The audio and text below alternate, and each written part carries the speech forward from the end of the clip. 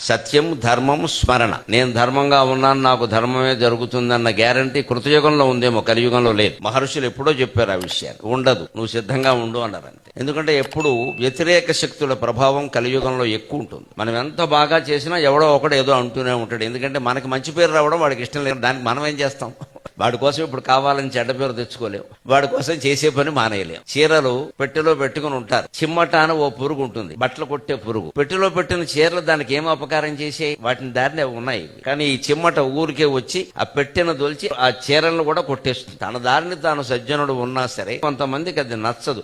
నచ్చకపోవడం వారి స్వభావం. దాన్ని మనం మార్చలేం. మనం నేర్చుకోవలసిందల్లా ఏమిటంటే ఆ నచ్చకపోవడం వల్ల వాడు ఏం చేస్తాడో వాటికి తగినట్టుగా మనం కవచాలు ధరించి ఉండాలి. ఆ కవచాల్లో చాలా ప్రధానమైనది భక్తి అనే కవచం. ఎన్ని ఆయుధాల నుంచి అయినా మనం రక్షించేది భక్తి అనే కవచం. అందుకే మనం పూజలన్నీ చిత్తశుద్ధిగా చెయ్యాలి.